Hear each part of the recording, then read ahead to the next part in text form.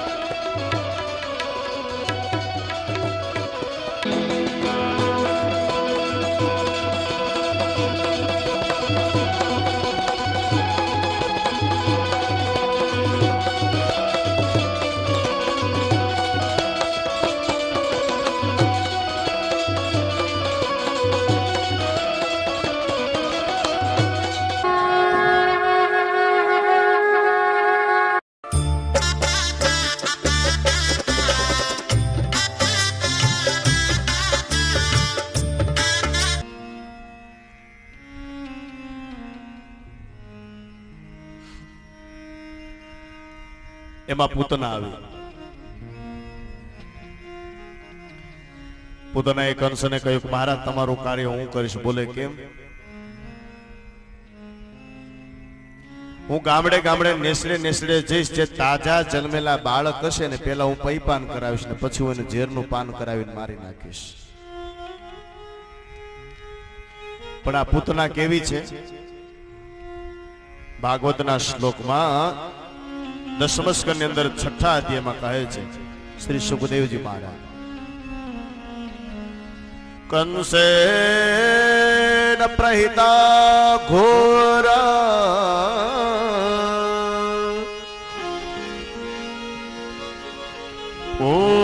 પૂતના બાલઘાતિની શિશુ સચાર નિઘ્નન્તે પુરગ્રામ વ્રજાદિષુ.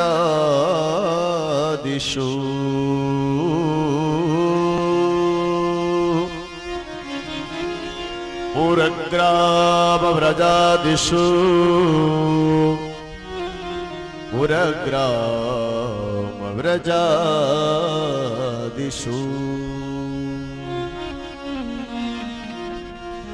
આ શ્લોકમાં લખ્યું છે કે પૂતના બાલ ઘાતીની છે, બાળકને મારવા વાળી છે.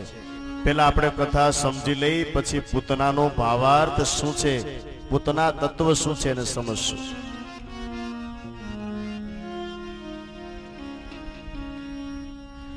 એક સંતે બહુ સરસ વાત કરી કે ગોકુળમાં પેલું વેલું વિઘ્ન પૂતના આવી એનું એક કારણ એ હતું કે જ્યાં સ્વયં પરમાત્મા પધાર્યા હોય પછી નંદ બાબાએ અભિમાનની નગરીમાં જવું જોઈએ, છતાંય નંદ બાબા ગયા એટલે વિઘ્ન આવ્યું.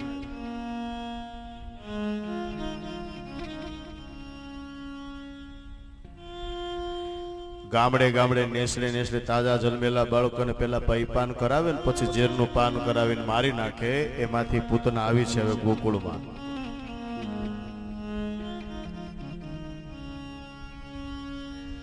એકા બીજી ગોપીઓ વાતો કરે છે. જો તો ખરા આપણા નંદ બાબા કેટલા ભાગશાળી, બહુ મોટી ઉંમરે ને ત્યાં દીકરાનો જન્મ થયો.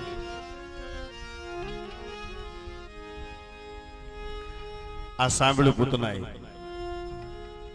અને પૂતનાએ પેલી ગોપીઓને પૂછ્યું કે મને બતાવો નંદ બાબાનું નગર ક્યાં છે. ગોપીને એમ કે કોઈ આવ્યું છે જબલું લઈ. કહ્યું જો સામે પેલું નગર દેખાય ને એ જ અમારા નંદ બાબાનું નગર. અને બેનોમાં ભોળ પણ બહુ.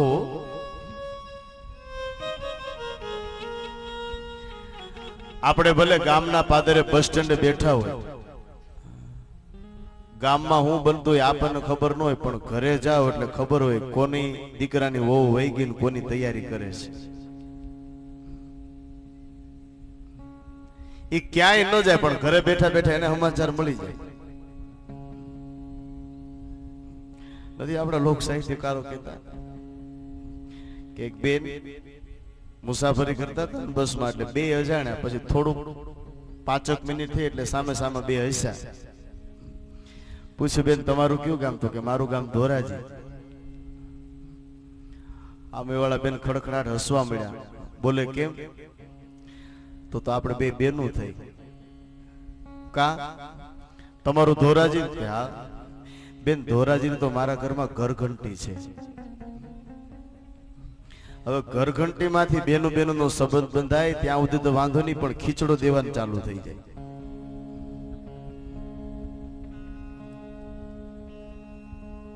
નિખાલસ બેનો બધુંય સહન કરે પણ મૌન ન રહી શકે. મને એક ભાઈ પૂછ્યું, મને કે શાસ્ત્રીજી કથામાં આમ રિસેસ ની કઈ જરૂર ખરા? મેં કીધું કાંઈ નહીં, નોન સ્ટોપે કથા થાય. મને કે તો રિસેસ શું કામ પડે? મેં કીધું ખાસ તો બેનો માટે. અને અમને ખબર હોય કોણ કથા સાંભળે છે ને કોણ. બધું સહન કરે, 3 કલાક મૌન ન રહી શકે. એટલે મેં કીધું ભાઈ 1.5 કલાક થાય ને એટલે જેવું ભેગું થયું હોય ને એ કાઢી નાખે ને થોડાક પછી પાછા કથામાં જોડાય એટલે 1.5 કલાક પાછા. પણ નિખાલસ પૂતના આવી છે યશોદાને નગરમાં. પૂતનાએ સ્વાગત કર્યું, પધારો પધારો. યશોદાએ સ્વાગત કર્યું, પધારો પધારો. જૂની કઈક ઓળખાણ આપી.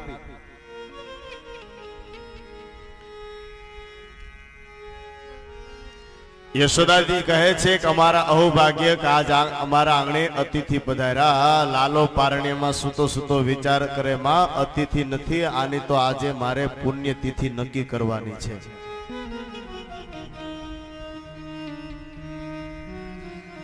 મા લાલાને પૂતનાના ગોદમાં આપે છે, થોડી વાર પૈપાન કરાવે ને પછી પૈપાન કરાવતા જે પૂતના હળાહળ વિષ ભરીને આવી છે, ઝેરનું પાન કરાવવા લાગી. અને ભગવાન એ જ વખતે પૂતનાના પ્રાણ ચૂસવા લાગ્યા છે. વિબોધ્યતાંબાલકમારિકાગ્રહં ચરાચરાત્મા સન્મિલિતે ક્ષણ અનંત બારોપયદંગમંતકો યથોરગમ સુપ્તવ બુદ્ધિરયોધિ. પૂતના ભગવાન પૂતનાના પ્રાણ ચૂસવા લાગ્યા ત્યારે પૂતના ચિચકારી નાખીને કહે છે કે લાલા મને છોડી દે, લાલા મને છોડી દે. ભગવાને બહુ સરસ વાત કરી કે હું જેને પકડું છું એને પછી ફરીવાર ક્યારે છોડતો નથી. પૂતના વિકરાળ સ્વરૂપ ધારણ કરી અને પૃથ્વી ઉપર પડી. યશોદાજી આવ્યા છે, ગોપીઓ ભેગી થઈ ગઈ. ગોપીઓ યશોદાને ઠપકો આપે છે કે માં તને લાલાને સાચવતા જ નથી આવડતું, આમ સચવાય.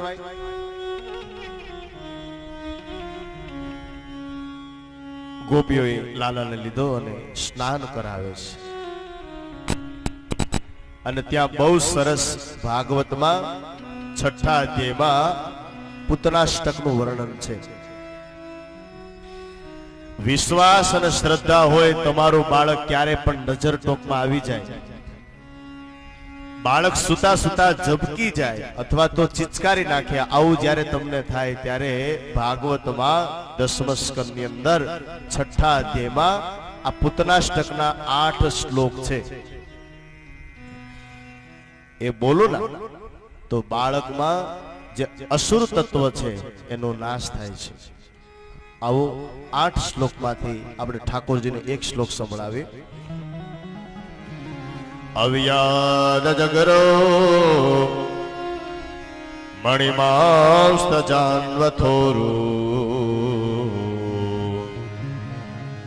યગનો ચિત કટિતટમ જઠરમ હયાસ્યઃ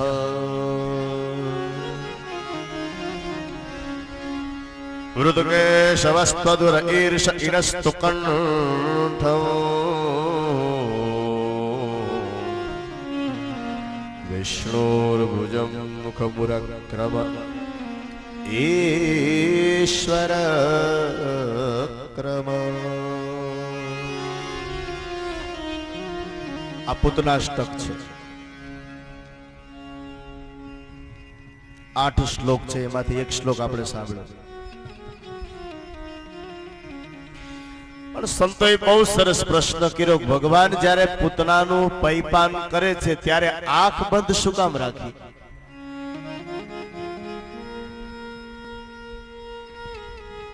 આંખ ખોલી રાખવી જોઈએ ને. બીજા સંતોનો જવાબ આપ્યો કે ભગવાને આંખ એટલા માટે બંધ કરી કે પૂતના પેલા પૈપાન કરાવતી હતી, પછી ઝેરનું પાન કરાવતી હતી ને.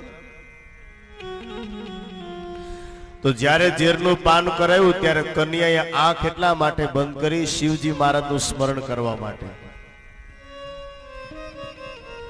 જ્યારે સમુદ્ર મંથન થયું ત્યારે ઝેર નીકળ્યું, ઝેરનું પચાવનાર ભગવાન શિવ એક હતા.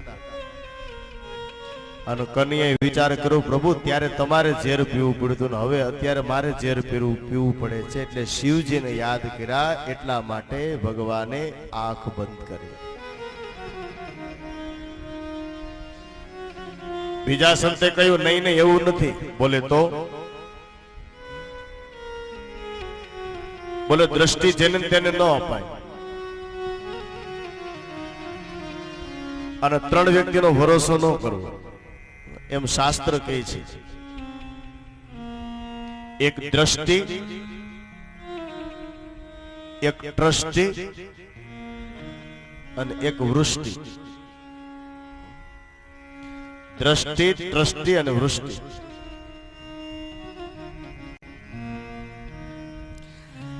આંખ આવે તોય ચિંતા ને આંખ જાય તોય ચિંતા. આંખ બીજાને જોઈ શકે પણ પોતાને જોવું હોય તો જોઈ શકે છે, અથવા તો દર્પણની મિરર અરીસાની જરૂર પડે. પછી ટ્રસ્ટીનું કાંઈ નક્કી નહીં, ક્યારે કયું નિયમ પાછો ફેરફાર કરી નાખે. અને વૃષ્ટિ હવે તો કઈ નક્કી જ નથી, ક્યારે વરસાદ આવે ને ક્યારે. અને અત્યારનું પાછું તાપમાન 44-45 ડિગ્રી. ત્રીજા સંતે કહ્યું એવું નથી, ભગવાને આંખ એટલા માટે બંધ કરી કે કન્યાએ વિચાર કર્યો કે મારે લીલા કરવામાં સૌથી પહેલા મારે સ્ત્રીને મારવી પડશે. સ્ત્રી ગમે એમ તોય અબળા, એને મારતા હું ન જોઈ શકું, એટલા માટે કન્યાએ આંખ બંધ કરી છે.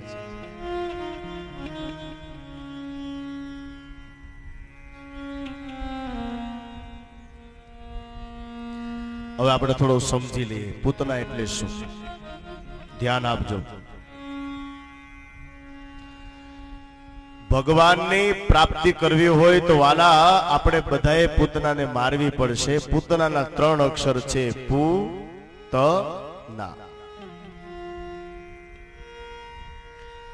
પૂતનાનો અર્થ થાય પુ વત્તા ના, જેનું જીવન પવિત્ર નથી એ પૂતના. સમજાય છે? ભક્તિ માર્ગમાં પૂતનાને મારવી એટલે કોઈ સ્ત્રીને મારવાની કથા નથી, પણ આપણું જીવન પવિત્ર કરવું એટલે સમજો કે હવે પૂતના મરી એટલે ઈશ્વરની પ્રાપ્તિ થશે. પૂતનાને મારવાની છે આપણે. ભક્તિ કરતા હોય પણ જીવન પવિત્ર ન હોય તો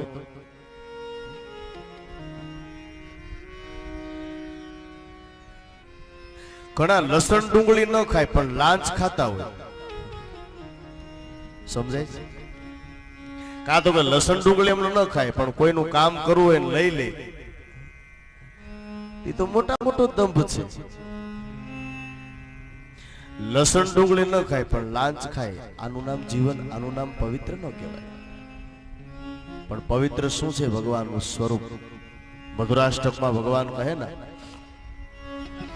અધર મધુરા વદના મધુરા હસિતમ મધુરમ લલિતા મધુરા અધર મધુરા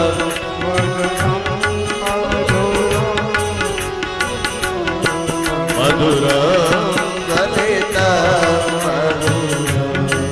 પાદમ મધુરમ હસ્તા મધુરમ પાદમ મધુરમ હસ્તા મધુરમ પાદમ મધુરમ હસ્તા મધુરમ પાદમ મધુરમ મધુરમ અધર મધુરમ વદન મધુરમ હસિતા મધુરમ લલિતમ મધુરમ વદન મધુરમ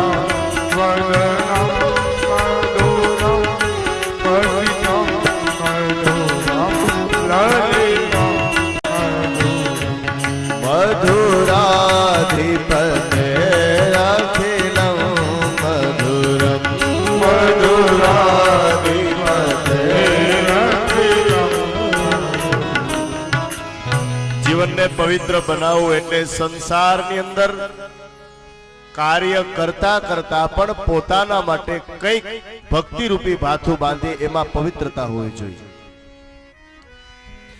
લોકોને રાજી કરવા માટે ભક્તિનું કાર્ય નથી વાલા, પરમાત્માને રાજી કરવા માટે ભક્તિ કરો.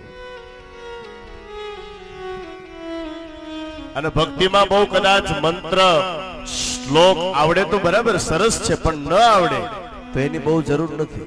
શું કામ ખબર? કદાચ મારી યાદીમાં તો નથી, કોઈ ભણેલો ગણેલો વેલ એજ્યુકેટેડ માણસ હોય એને ભગવાન મળ્યો એવો તમે દાખલો જોયો? કદાચ નહીં હોય, પછી હોય તો મને ખબર નથી.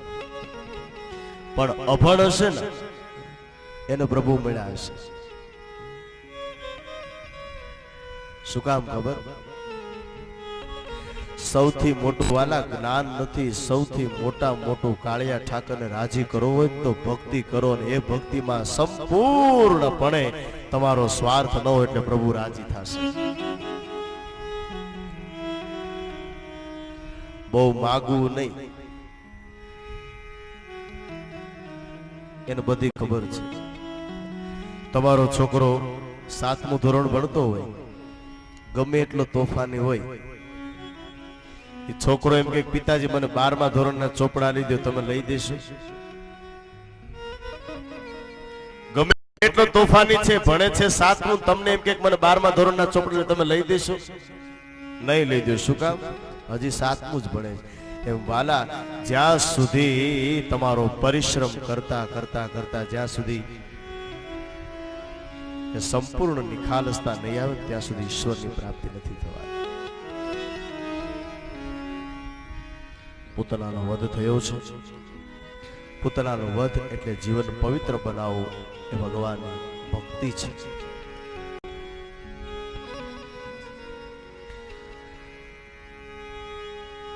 વધારો વધારો.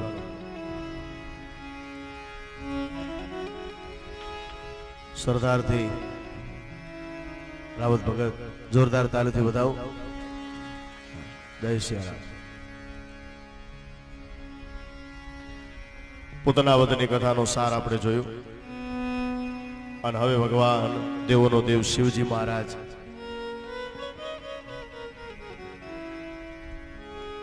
ભગવાનના દર્શન કરવા માટે ગોકુળની અંદર જોગીનું રૂપ લઈ કરવા માટે આવ્યા છે, પણ માં દર્શન કરવા નહીં દે એટલે કનૈયાએ રુદન લીલા ચાલુ કરી. એવું રડે છે, એવું રડે છે. વૈદ્યને બોલાવ્યા, હકીમને બોલાવ્યા, પણ લાલાએ રડવાનું બંધ ન કર્યું.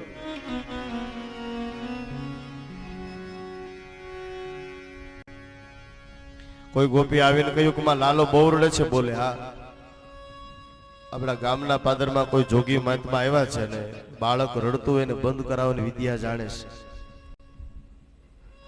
તો ગોપી જલ્દી જાને, જોગી મહાત્માને બોલાવને, જે કેસ એના કરતા ડબલ દક્ષિણ આપીશ.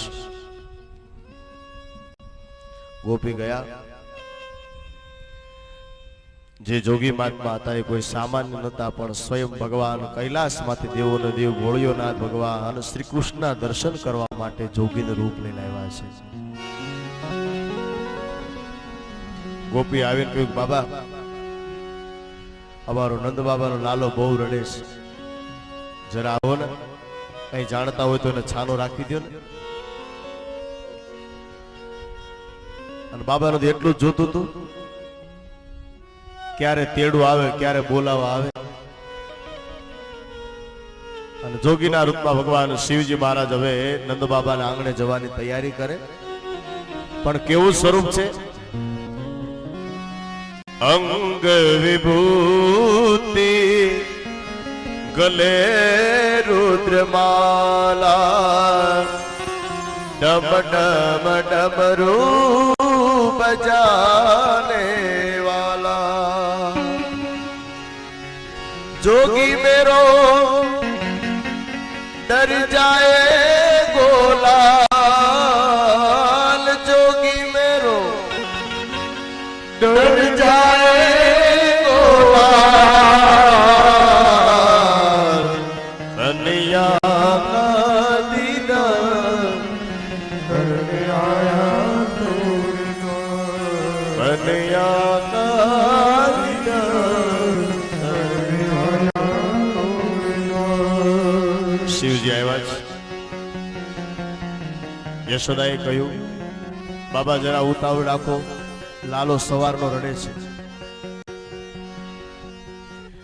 જોજો બાળક બહુ રડે ને પછી માં રડે.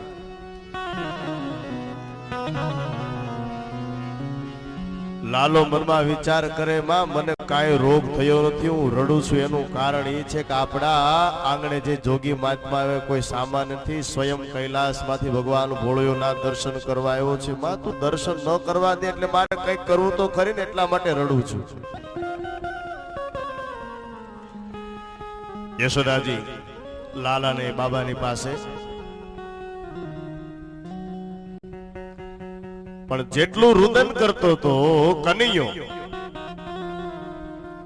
જ્યાં જોગીના ગોદમાં જ્યાં ખોળામાં આપ્યો ને, ખોળામાં મુક્તાની સાથે જ લાલાએ રડવાનું બંધ તો કર્યું, પણ ખડખડાટ શિવજીની સામું જોઈને હસે છે. અને હસતા હસતા ભગવાન એટલું કહે છે, પ્રભુ આવવું પડ્યું ને મારા દર્શન કરવા. જોગીના રૂપમાં શિવજી મહારાજ પણ હસે છે, વાહ પ્રભુ મેં 4 હાથવાળા ચતુર્ભુજ નારાયણના દર્શન તો કર્યા, પણ મારો કાળિયો ઠાકર બાળકના રૂપમાં હોય એના દર્શન તો મને આજ પહેલી વાર થયા. આજ હરિ અને હરનું મિલન થયું. લાલાએ રડવાનું બંધ કર્યું, યશોદા લઈને ફરીવાર એને ગોદમાં. પણ માને થોડો વિશ્વાસ બેઠો, એ જોગી મહાત્મા કઈક જાણે તો છે.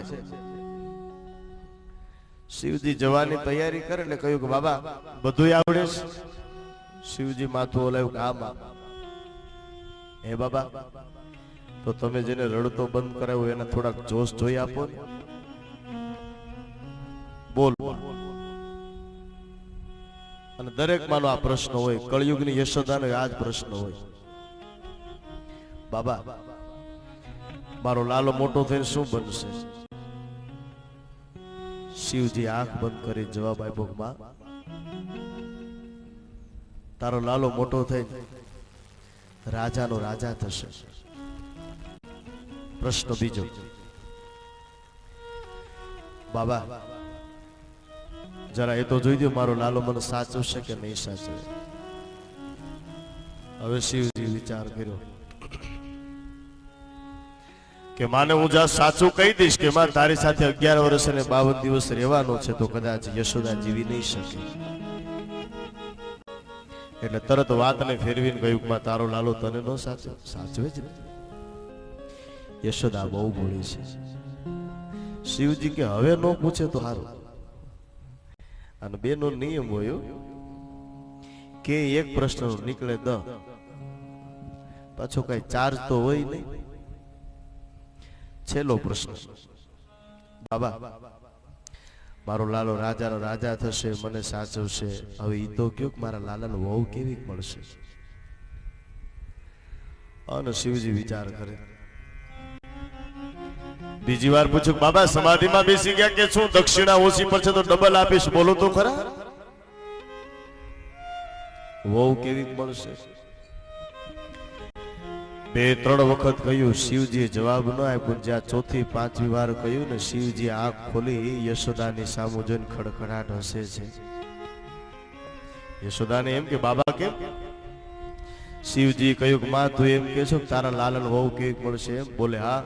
તો માં હું એ વિચારું છું, 1 હોય તો વખાણ કરું, 2 હોય તો વખાણ કરું, 3 હોય તો વખાણ કરું, પણ તારા લાલાના ભાગ્યમાં 16,108 રાણી છે, કઈ રાણીના વખાણ કરું? પણ વાલા વૈષ્ણવ, કોઈ ભાગવત પ્રેમીને પૂછો તો ખ્યાલ આવે કે કન્યાએ 16,108 રાણીની સાથે લગ્ન કર્યા છે, છતાંય કૃષ્ણ ભાગવતમાં બાલ બ્રહ્મચારી સાબિત થયો છે. એ કૃષ્ણ કથા છે, રસરૂપ ભાગવતની કથા છે. કૃષ્ણ છે ને વાલા ક્રાંતિકારી દેવ છે. ભગવાન શિવજી દર્શન આપી કૈલાસ ગમન કરે છે. પણ હવે આગળ કથામાં જોડાતા રિસેસનો સમય થઈ ગયો છે. સ્વયંસેવક ભાઈઓ જે કાંઈ રિસેસમાં આપવાનું હોય જલ્દીથી આપી દો. જે કાંઈ જાહેરાત હોય જાહેરાત સાંભળી લઈને પછી આપણે ફરીવાર કથામાં આગળ જોડાશું. પૂજ્ય રાવત ભગત સરદારથી વધાર્યા છે, એમને જોરદાર તાલુથી વધાવો અને કે સમજુ બાપુનું સ્વાગત કરે.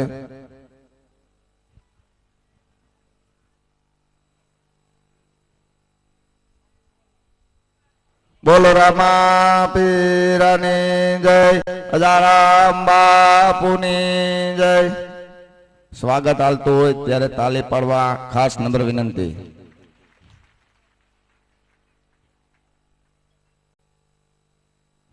સરદારપુરથી આપણી વચ્ચે રાવત ભગત પધાર્યા છે, તો તેમને બાપુને હું વિનંતી કરીશ બાપુનું પણ સ્વાગત કરે. બોલો રામા પીરની જય, અજારામ બાપુની જય.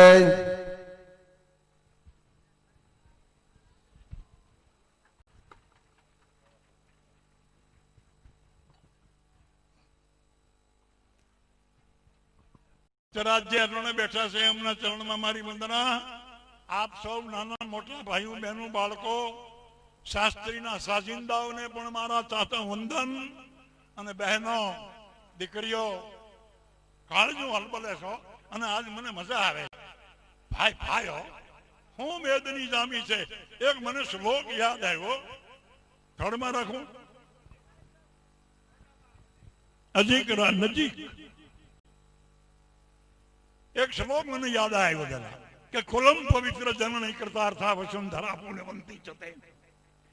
વસુંધરા પુણ્યવંતી જે પૃથ્વીમાંથી ભજન થયા હોય, અરે આના વડવા હોય, જ્યાં ઈશ્વરના પ્રકાર કર્યા હોય, આરાધ કર્યો હોય, એ પૃથ્વી પુણ્યવંતી બની ગઈ હોય, એની માથે આજ અમારે કથારૂપી અમૃત સાંભળવા આવવાનું થયું.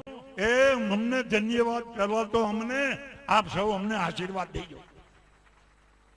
અને આપને હું કહું છું, વાત કરું છું આવી હા, અમે આ કથા થાય છે, કથામાં બહુ થાય. અરે અમારો ભાઈ હમણાં ભરતભાઈ રહ્યો હળમુકિયાથી મારી સાથે, એ ગાડી લઈને આવ્યો.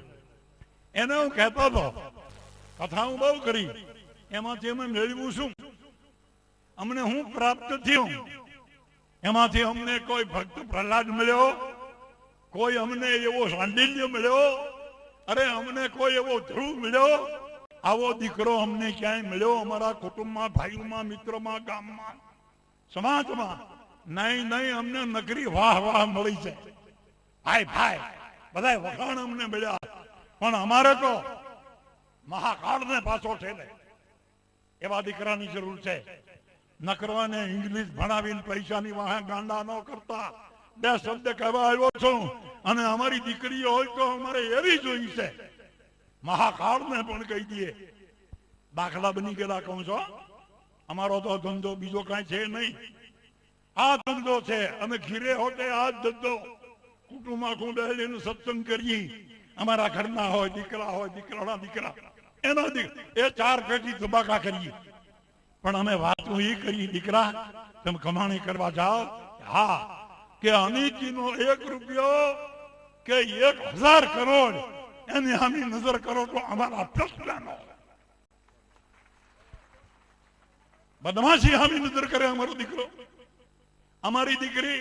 અરે 18 વર્ષની દીકરી આ દેશમાં જન્મેલી, કાળજા હલબલે અમારા. આ હું તમારી યારે પ્રવચન નથી કરતો, મારી વેદના કહું છું. આ દેશની માતાઓ, એનામાં તમે બોલીએ છીએ કે આ દેશના પુરુષો મુચ્છીવાળા મારી જેવા ઈ થાકી ગયા. પણ જે થાક્યા હતી અમારી માતાઓ, અમારા કે છે ને બ્રાહ્મણો વિદ્વાનો 4થો ફેરો આગળ જ હોય. અમારી દીકરી 4થો ફેરો ધર્મ, અર્થ, કામ અને મોક્ષ એ પુરુષ કહે છે કે તારે કરવાનો. પણ જયારે ભજાંગીના વાગે અને ધર્મ ધ્રુજવા માંડે તેની દીકરી અમારી 18 વર્ષની 4થો ફેરો આગળ વહાવી હોય. બની ગયેલી વાત આવું ક્યાં બન્યું એ કહી દઉં થોડું. કહું તું દાદા, એ અમારો ભગવાન જેનું અમે ભજન કરી રામ, ઈ સહન ન કરી શક્યો. એના અમે દુવા લખ્યા. દેવી સીતાને અરે ગામનો કોક ભિખારી માણા એની બાયડીને કાઢી મેલે ને તો આખું ગામ વિચાર કરે કે માળાએ બહુ ખરાબ કર્યું. તો રામ અને રામની પત્ની ને વળી પાછી સગર્ભા, એ વાતું થઈ, રામ નો સહન કરી ગયો. અને અમારી માતા સીતા જંગલની માર્ગ પર, અરે એના દુઃખનું વર્ણન કરો તો ડુંગરા તૂટી જાય. એના દુઃખની ગાવડી બાંધ્યો અને દરિયામાં નાખો તો દરિયો હળગી જાય. એ અમારી માં ઝેર પી ગઈ, હાલી નથી. એના માટે કહી દઉં, સમય ફરે તેથી દેવી સીતાને પણ રજોળતી મેલી દે રામ. સમય ભરે સદી દેવી સીતાને રજોળતી મેલી દે રામ, તો એ હૈયામાં રાખીને રામ ભક્તિ ચિરાવતા. કાંઈ વાંધો નહીં. એક બાવાના આશ્રમમાં જઈ નકરી ક્યાંક શેડો બાંધીને ક્યાંક હાળી લટકીને કાળા ભાવ મરી ન જાય. એ મરે નહીં અમારી માં. જંગલમાં જઈને હાવજના ઝીણા ઝાડા કરી નાખે એવા 2 દીકરા જન્માયા. હજી આગળ વધુ અમારી માતાની વાત કરું તો એ નીંદરમાં મેલી નીકળી ગયો નળ જેવો નરેશ. આવો નરેશ રાજા, નળ રાજા, એની પોતાની પત્ની ઘર નીંદરમાં હોતી હતી અને ન સહન કરી ગયો. આ પુરુષ ટંટણ કેદીઓ પડે મુસીઓ માથે એ નીંદરમાં મેળવી ગયો. અમારી માં જાગી, પડકારા માર્યા, નળ તમે ક્યાં છો? નદીએ ગયા છે, પાણી પીવા ગયા છે. વાઘ ઝાંખી થઈ ગઈ. એ તોય બીની નહીં. એના બાપને ઘેરે જઈને યજ્ઞ કરાવ્યો. યજ્ઞમાં દેશના ઋષિ મુનિને બોલાવ્યા અને એની અંદર નળ રાજા આવ્યો. એ આવ્યો પણ ત્યાં તો એ દાઢી છોડી ગયેલી, વાન ઉડી ગયેલો, આંખી ઊંડી ઉતરી ગયેલી. ખબર પડી કે આવ્યો છે અને ગઈ દમયંતીઓ જઈને પગે લાગી. કોણ છો તું? તારી ઘરવાળી હું દમયંતી. એક વાત કરવા આવી. ભેરો તે મને તો લગાડી હોત ને તો હું તને જવા દે, પણ તું ઉઠી અને મને નીંદરમાં મેલી નીકળી ગયો. તેથી આદમી જેવો આદમી રળી પડ્યો આમળા પાડ્યા દૃષ્કાંત તેથી અમારી જોગમાં એ ધીરજ આપણે કાંઈ વાંધો એ અમારી માતા બીજી આગળ વધુ તો એ ખાંડણીએ લઈ ખાંડીઓ તો લાડીલો એક જ લાલ કરી તમને આ વચ્ચે કમાલ અરે એની રેખા ન બદલી લાવતા એ અમારી માતા એ તમે ધર્મને માતા કહેવા આવ્યો છો કે ના હાચુજો ધર્મ જાય ધર્મ રક્ષતી રક્ષતા એને હાચુજો જિંદગી જીવન હજી આગળ વધુ તો એ નીકળ્યો કાશીનગરમાં અહીંયા નહીં નીકળ્યો કાશીનગરમાં નરપત વેચવા નારી અરે તોય હૈયામાં ન હારી એ રાણી તારા દે રાવતા વેચાઈ જાઉં છે કે વેચાઈ જાઉં ખપી જાઉં કે ખપી જાઉં મરી જાઉં કે મરી જાઉં એ અમે પૈસા ને પસવાડા ગાંડા ને એ રાકા થઈ ગયા રાકા અને હું ઘણી વાર કહું અમારી પાસે બધું કાંઈ ન હોય અને રાકાના મોઢા જોવા અમે નથી માંગતા પણ ક્યાં જાવું એ દાદા હું ઘણી વાર કહું બોલે ભાવ અમે પાપ કર્યા સાચી વસ્તુ મળે નહીં કે ઘી હાસું નહીં દૂધ હાસું નહીં કાંઈ અરે દવાઓ હાસી નહીં ખેડૂને મારી નાખ્યા એ કાંઈ વાવેતર કાંઈ હાસું ક્યાં જાવું અમારે આ કળજુગ ની માલિક રામ નામ નો આધાર સત્યનું પાલન કરજો જિંદગી જીવજો અને અમે અહીં આવ્યા છીએ આ ભૂમિ પવિત્ર છે અરે એક આપણી સિંહ હારી અંતર નહીં ક્યાંક ઢોળાઈ જાય તો 100 મહિના બાસ ન થાય એ ભૂમિમાંથી તો અહીંયા જેને પસંદ કર્યા જિંદગી જેને આમાં ખભડાવી દીધી એવા આજારામ બાપુના ચરણમાં મારા સાષ્ટાંગ દંડવત હજી આગળ વધજો અને વડીલ તરીકે હું આશીર્વાદ પણ તમને આપું છું કે આ કામમાં ધ્યાન રાખજો ગાંડા બની નાની એવી જિંદગી અને બગાડી ન નાખતા એ બધાને જય શ્રી રામ જય શ્રી રામ. અત્તરની શીશી હોય ઢોળાઈ જાય તો એની સુગંધ ફેલાય એમ અજારામ બાપુએ જે અહીંયા તપ કર્યું હોય એ ભજનની સુવાસ એનું મોટું પ્રમાણ આપણે બધા અહીં બેઠા છીએ પ્રમાણ છે.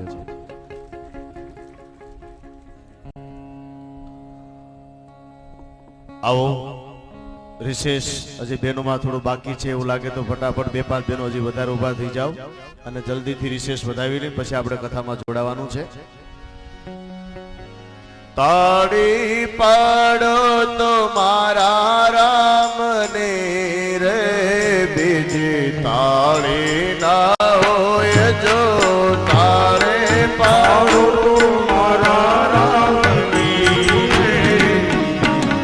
તાળી ના હોય તાળી પાડો તો મારા રામની રે બીજી તાળી ના હોય જો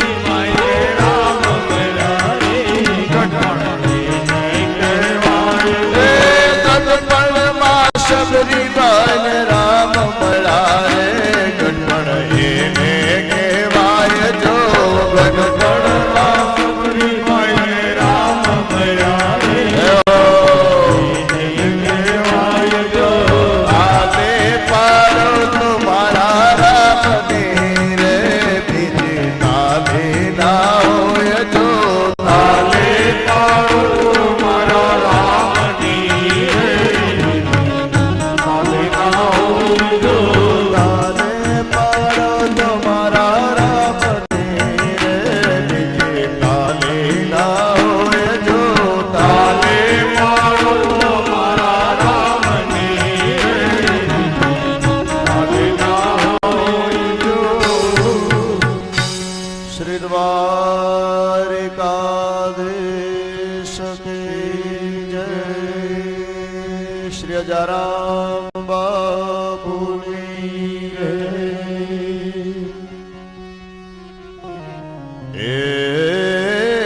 એના અવતારેણ ભગવાન હરિશ્વર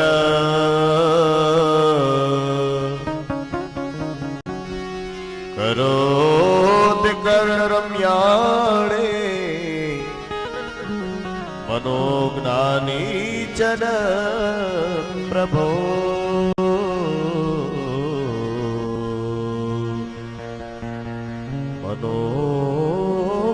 મનોજ્ઞાની જન પ્રભો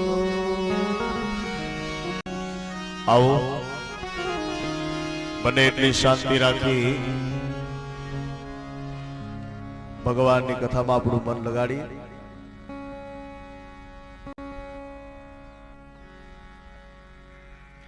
દશમ સ્કંદ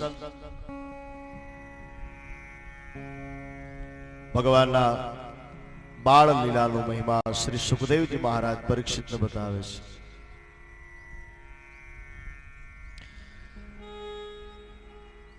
કથામાં આપણે જોઈ ગયા કે ભગવાનનું પ્રાગટ્ય મથુરાની જેલમાં થયું, ગોકુળમાં ભગવાન પધાર્યા. કેવી સરસ કથાઓ છે. મારી જેટલી ઉંમર થઈ એટલી તો તમે કદાચ વડીલો એ કથા સાંભળી હશે, પણ મારે આપને એ પૂછવું છે કે માત્ર કથા ભાગવતમાં આવી જ છે કે મથુરાની જેલમાં કનૈયો પ્રગટ થાય ને ગોકુળમાં? તો પછી ડાયરેક્ટ જ ગોકુળમાં કેમ ના આવ્યા? આ એક પ્રશ્ન. બીજો પ્રશ્ન,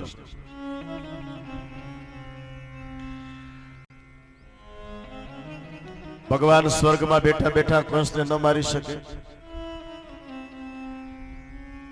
ભગવાન સ્વર્ગમાં બેઠા બેઠા માસી પૂતનાને, શકટભંજને, તૃણાવર્ત આદિ અસુરને ન મારી શકે? જે ઈશારે નચાવનાર કાળિયો ઠાકર હોય એને કંસને ને પૂતનાને તો શું? પણ વાલા, જ્યાં સુધી કૃષ્ણ કથાનો તત્વાર્થ નહીં સમજાય ત્યાં સુધી ભાગવત નહીં સમજાય. મથુરા નગરી એટલે શું? ધ્યાન આપજો, બને એટલે એકદમ શાંતિ રાખીને. કદાચ તમે ન સાંભળ્યું હોય, મથુરાની નગરીમાં ભગવાન પ્રગટ થયા અને પ્રગટ થતાની સાથે ગોકુળમાં આવ્યા. આનું કારણ, એનો પ્રશ્નનો જવાબ આપણે જાણવો છે. ભગવાન પ્રગટ થાય, રોકાણા નહીં. મથુરા નગરી એ કોઈ માત્ર નગરી જ નથી, પણ કથા આપણી છે. મથુરાનો અર્થ થાય છે જેને વિષય વાસના સુખ જેને અતિ મધુર મીઠા લાગે, આવી દેહરૂપી નગરી એટલે શરીર, એનું નામ છે મથુરા. હવે એનો રાજા કોણ છે? બોલે કંસ. કંસનો એક અર્થ થાય છે અભિમાન. વિષય વાસના સુખ અતિ મધુર મીઠા લાગે, જેનામાં અહંકાર હોય, પ્રભુ પ્રગટ થશે સત્સંગ દ્વારા, પણ રોકાશે નહીં. એટલે કનૈયો ક્યાં આવી ગયો? ગોકુળમાં. ગોકુલ એટલે 3 અક્ષર છે, ગો કુલ. ઘણા અર્થ છે, પણ આ કથાને સમજવા માટે આપણે એક અર્થ લઈએ. ગો એટલે ઇન્દ્રિયો અને કુલ એટલે સમૂહ. શરીરની ઇન્દ્રિયોને પરમાત્માના નામ રૂપની અંદર જ્યારે એક રૂપ કરવામાં આવશે ત્યારે ચોક્કસ કાળિયો ઠાકર મારા તમારા હૃદયની અંદર નિત્ય નિવાસ કરશે.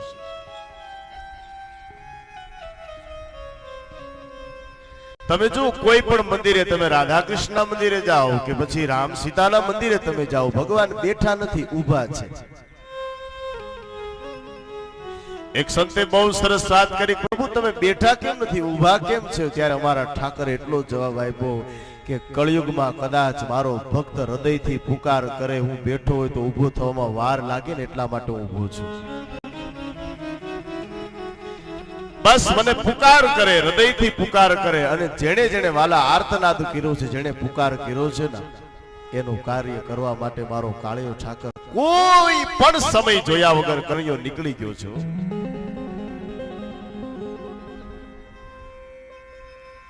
કથા આપણે ચર્ચા કરી ગયા. કોઈ સંતે બહુ સરસ વાત કરી કે ભગવાન જ્યારે હાથીને બચાવવા આવ્યા ત્યારે મગરને પેલા શું કામ પોતાનું ધામ આપ્યું? પેલા મગરને મારી છે. આપણે ગજગરાની કથા જોઈ ગયા. જો હાથીને બચાવવા આવ્યા તો ભગવાને પેલા હાથીને મુક્તિ આપવી જોઈએ, એના બદલે મગરને શું કામ મુક્ત કર્યો? જરા ઊંડા જાવ તો કથા સમજાશે. હાથીએ જીવ છે ને પુકાર કર્યો તો હાથી એટલે ભક્ત થયો ને. અમારો કૃષ્ણ એમ કહે છે કે કદાચ મારો પગ ન પકડે તો કાંઈ નહીં, પણ મારા ભક્તનો જે પગ પકડે ને એને હું પેલા મારું ધામ આપીશ. એટલા માટે કનૈયાએ મગરને બચાવીશ. મગરે જીવ છે અને મગરે કોનો પગ પકડ્યો તો? હાથીનો. એટલે પેલા મગરને ભગવાને મુક્ત એટલા માટે કરી કે ભક્તનો પગ પકડવામાં આવે ને વાલા, એને તો કાળિયો ઠાકર પેલા ધામ આપે છે. એટલા માટે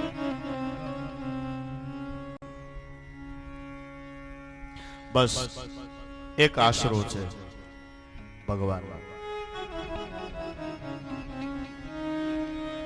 સવારમાં જાગો ત્યારે એક વસ્તુ માગજો અને સાંજે સુવો ત્યારે એક જ વસ્તુ માગજો, પ્રભુ હે કાળિયા ઠાકર બાપ,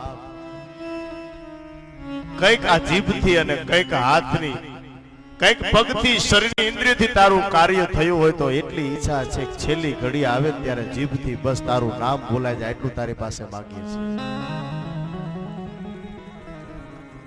શું કામ ખબર? અંત સમયે હૃદયથી જેણે આર્તનાદ કર્યો છે ને એનું કામ કરવા માટે ભગવાન ચોક્કસ આવ્યો છે. અને આપણે યાદ કરો દ્રૌપદીને,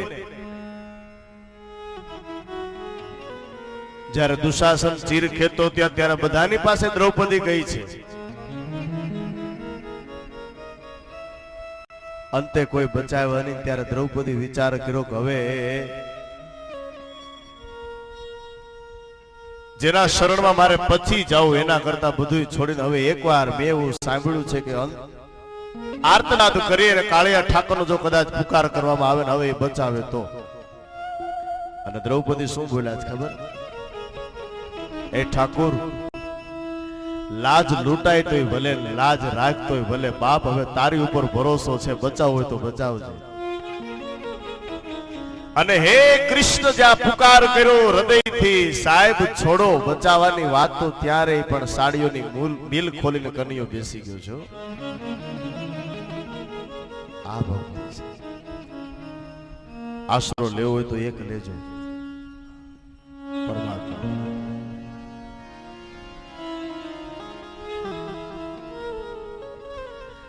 અર્જુનના રથના સારથી બન્યા હોય તો આપણા ન બને? બને, પણ અર્જુન જેવું પેલા મારે તમારે કૃષ્ણની સાથે સંબંધ બાંધવો પડે. પ્રભુ તમે છો મારા જીવન રથના સારથી, પ્રભુ તમે છો મારા જીવન રથના સારથી. પ્રભુ તમે છો મારા જીવન રથના સારથી પ્રભુ તમે છો મારા જીવન રથના સારથી. જ્ઞાન ગીતા ઉપદેશી મુજને જ્ઞાન ગીતા ઉપદેશી મુજને જ્ઞાન ગીતા ઉપદેશી મુજને જ્ઞાન ગીતા ઉપદેશી મુજને બનાવજો પરમાર્થે પ્રભુ તમે છો મારા જીવન રથના સારથી પ્રભુ તમે છો મારા જીવન રથના સારથી પ્રભુ તમે છો મારા જીવન રથના સારથી પ્રભુ તમે છો મારા જીવન રથના સારથી. વાલા, પ્રાર્થના આવડે શ્લોક સંસ્કૃતના તો બોલજો, ન આવડે ને તો આ કીર્તનના શબ્દ હૃદયથી એક કડી ગાજો, કારણ કે આખી પ્રાર્થનાનો સાર એ આ કીર્તન છે. શું કહેવામાં આવ્યું છે? હૃદયથી ભગવાનનો પુકાર કરીને એટલું કહેજો. શું? જ્ઞાન ભક્તિ બે પૈડા રથના જ્ઞાન ભક્તિ બે પૈડા રથના ચલાવવાને હું સમર્થ ના ચલાવવાને હું સમર્થ ના ચલાવવાને હું સમર્થ ના ચલાવવાને હું સમર્થ ના મનના ઘોડા હો જા દોડે મનના ઘોડા હો જા દોડે જ્યાં ત્યાં બેદાર કે પ્રભુ તમે છો મારા જીવન રથના સારથી પ્રભુ તમે છો મારા જીવન રથના સારથી. પ્રભુ તમે છો મારા જીવન રથના સારથી પ્રભુ તમે છો મારા જીવન રથના બસ. જે સંસ્કૃતમાં જે આપણા ઋષિઓ જે આપણા સંતો કહે છે ગુજરાતી ભાવાર્થ છે, અને કાંઈ નહીં આવડે તો ચાલશે, પણ તમે ભાવ પરમાત્માને અર્પિત કરશો ને ભાઈ. હું ઘણી વાર કથામાં એક વાત કરું છું. એક સુરદાસ આંધળો માણસ ભગવાનના દર્શન કરવા મંદિરે ગયો ને, પણ ભીડ બહુ, એટલે ધક્કામુક્કી થતી હતી. એમાં કોઈ ભાઈ આ સુરદાસ ને જોઈને કટાક્ષમાં બોલ્યો, શું એ આંધળા, આટલી બધી ભીડ છે, એમાં તમે આ ભીડમાં તમારે ક્યાં આંખો છે? તમને શું ભગવાનના દર્શન થવાના? અમારે તો આંખો છે એટલે મેં. ત્યારે કાન દ્વારા એ શબ્દ પોતાના હૃદયની અંદર ખૂંચી ગયા.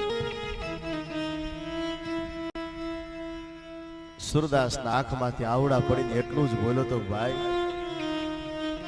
તમે કહો છો કે હું દેખતો છું એટલે અમે દર્શન કરવાનું, હું દેખતો નથી એમ?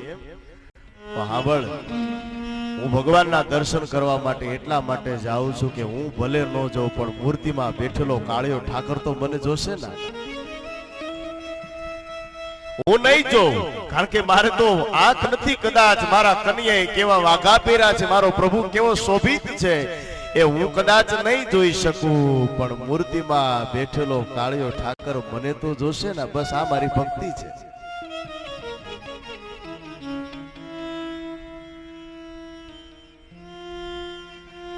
કથાનો સાર જ એટલો છે વાલા. શ્રી સુખદેવજી મહારાજ કથાનો મહિમા બતાવતા પૂતના વધની કથા બતાવી. જીવન પવિત્ર એટલે સમજવું કે પૂતના મરી. અને હવે આવે છે શકટ ભંજન. શકટ એટલે ગાડું અને ભંજન એટલે અસુર. કથા એવી છે કે ભગવાન હવે 108 દિવસના થયા. ભગવાન કૃષ્ણનું પ્રાગટ્ય થયું ત્યારે નક્ષત્ર કયું હતું? બોલે રોહિણી. અને ભગવાન મર્યાદા પુરુષોત્તમ રામનું જ્યારે પ્રાગટ્ય થયું ત્યારે નક્ષત્ર હતું અભિજીત. આપણા શાસ્ત્રમાં 27 નક્ષત્ર છે, એમાં હવે ચોથી વખત આ નક્ષત્ર આવ્યું એટલે કન્યો 108 દિવસનો થયો.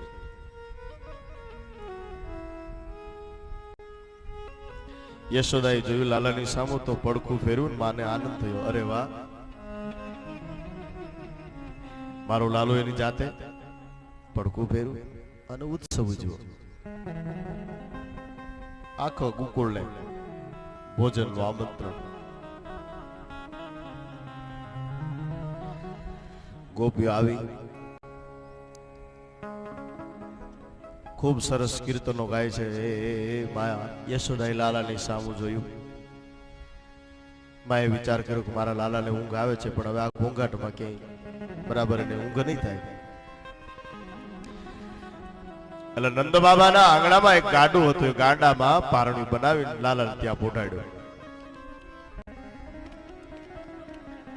માં લાલાને બોટાડીને જતું રહી. લાલો વિચાર કરે ઉત્સવ મારો મને જ બહાર મૂક્યો. અને વાતે આજી, જેના લગ્ન હોય વરાજ જ ઘરે રહી જાય ને આપણે બધા જાનમાં જઈ તો આ એના જેવું થયું. પણ સુખદેવજી કહે છે કે જે ગાડામાં પારણિયામાં લાલાને પુડાડ્યો છે એ ગાડામાં સૂક્ષ્મ શકટ ભંજન અસુર ભગવાનને મારવા માટે આવે છે. ભગવાને પોતાનો જમણા પગનો સ્પર્શ જ્યાં ગાડાને કર્યો, ગાડું ઊંધું નીમું છે. માટીના ભરેલા જે માખણ મિસ્ત્રી હતા એ બધા ફૂટી ગયા, ઢોળાઈ ગયું. અને શકટ ભંજન અસુર જ્યાં ભગવાનને મારવા જાય, ભગવાન એક જ મુષ્ટિકાનો પ્રહાર કરી શકટ ભંજનનો વધ કર્યો છે. શકટ ભંજન એટલે ગાડું, એ તો આપણે સમજ્યા. પણ ગાડાને બે પૈડા છે. એમ ઈશ્વરની પ્રાપ્તિ કરવી હોય તો મારે તમારે પણ શકટ ભંજનને મારવો પડશે. એક પૈડું છે વ્યવહાર ધર્મનું અને એક પૈડું છે પરમાર્થ ધર્મનું. બંને પૈડા એક સમાન હોય તો કૃષ્ણની પ્રાપ્તિ થાય. અને હજી આગળ લઈ જાઓ તો પતિ પત્ની બે એક વિચારો હોય, બે એક સમાન હોય તો સમજવું કે બરાબર પૈડા છે.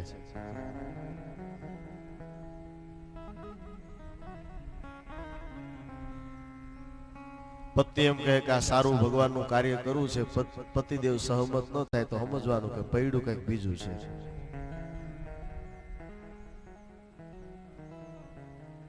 એક વિચાર ભગવાનના કાર્યમાં.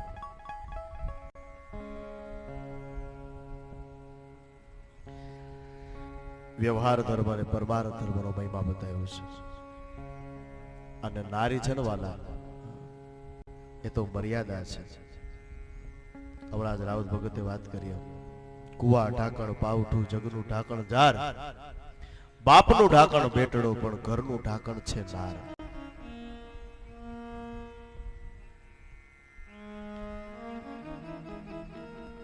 ગામમાં જ્યોતિષ આવ્યા જોશ જોવરાવા,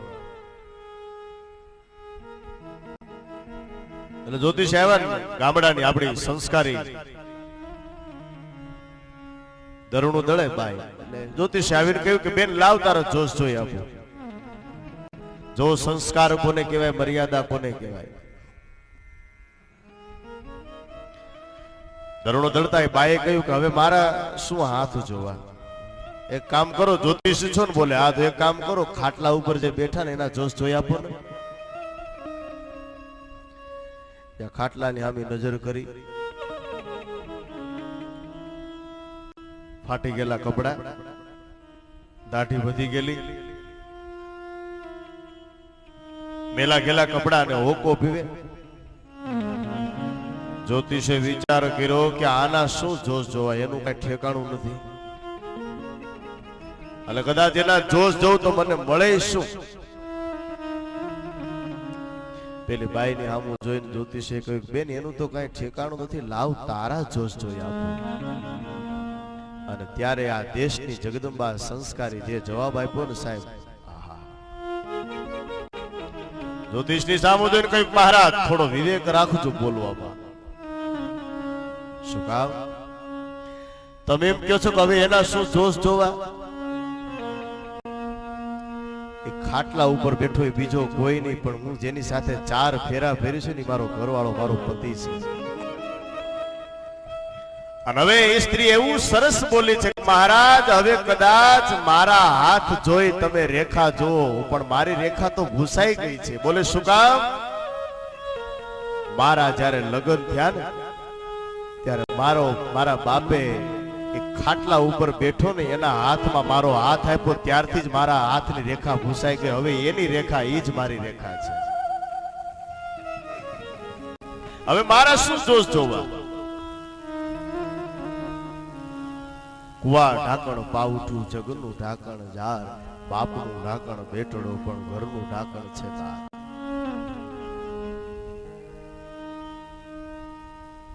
મર્યાદા રાખજો. બપોર પછીના સત્રમાં કદાચ કથા આવશે, સમય હશે મારી પાસે તો વધારે ભાર મૂકીશ. એ લાજ કાઢો નહીં તો કાંઈ નહીં, પણ લાજ રાખજો. આ મોટું તમારું કાર્ય છે.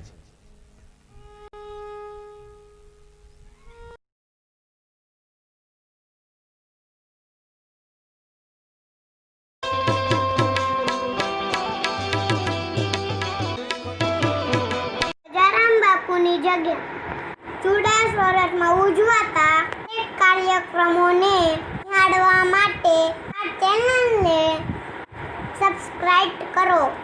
અને સબસ્ક્રાઇબ કરવા માટે સબસ્ક્રાઇબ બટન પર ક્લિક કરો. સૌથી પહેલા નોટિફિકેશન માટે બેલના બટન પર ક્લિક કરો. જય રામદેવજી, જય ગિરનારી.